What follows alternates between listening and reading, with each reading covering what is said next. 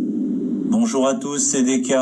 Petite vidéo aujourd'hui sur GIMP pour vous parler d'un certain nombre d'outils. Alors on est toujours sur le dessin de notre fossoyeur, mais là je voudrais me concentrer sur les outils qui sont dans le panneau de gauche en haut à gauche, les outils de sélection précisément, et surtout sur leurs paramètres et leurs modalités qui se trouvent dans le paramètre à droite, tout en haut à droite, parce qu'ils peuvent avoir une certaine interaction et je pense que ça peut être intéressant pour vous de connaître les différentes interactions qui peuvent exister entre ces différents types de sélection.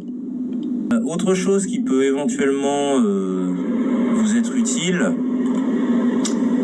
je vais reprendre mon outil baguette magique et je vais cliquer dans le vide pour sélectionner ce qui est autour de mon personnage. Alors là, vous voyez qu'il n'y a rien qui se passe. C'est normal, c'est parce que je suis sur le mode d'ajout. Et je ne peux pas ajouter quelque chose à du rien en fait. Donc c'est pour ça qu'il ne veut pas me sélectionner quoi que ce soit. C'est que je lui demande de faire un truc qu'il ne peut pas faire puisqu'il n'y a rien de sélectionné au préalable. Donc il faut que je revienne sur l'outil général. Vous voyez, là ça me sélectionne bien les choses. Alors, petite précision, quand on est sur l'outil général, on peut, même si de base on a sélectionné avec la baguette magique, on peut changer d'outil pour ajouter une sélection. Là, si je voulais, je pourrais ajouter une sélection carrée. Vous voyez, je me mets sur l'outil de sélection rectangulaire. Je vais prendre l'option ajout par rapport à la sélection que je viens de faire. Je vais ajouter par exemple la poche, là au milieu du costume.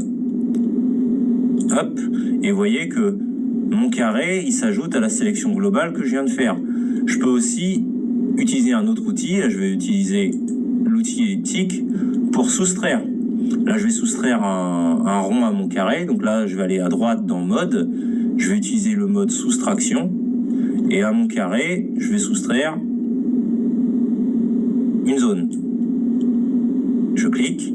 Et vous voyez que de mon carré, il ne reste que les côtés du carré. De la même façon, je peux soustraire avec la sélection à la main levée. Donc, on va soustraire. Hop. On va lui dire, je veux soustraire ça. Et là, du coup, il m'a soustrait. Le carré reste, mais il ne reste ce qui est sélectionné. En réalité, ça n'est plus que ce qu'il y a derrière. Alors, attention quand même, parce que si je veux ajouter avec l'option lasso, donc sélection à main levée, une nouvelle sélection, donc là, je me suis mis sur ajout. Vous voyez qu'il ne se passe rien. En fait, quand vous avez utilisé une première fois l'outil, quel que soit le mode avec lequel vous l'avez utilisé, vous ne pouvez pas le réutiliser de suite. Il faut changer d'outil. C'est un peu pénible. Donc là, pareil, alors changer d'outil, vous pouvez aller sur n'importe lequel. Bon, en général, je vais sur celui qui est juste à côté et revenir sur le lasso.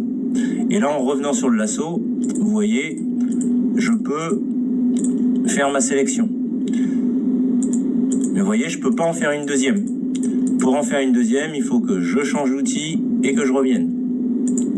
Donc c'est un peu pénible, mais je pense que c'est une sécurité pour ne pas faire d'erreur. Et ça, il faut l'avoir à l'esprit.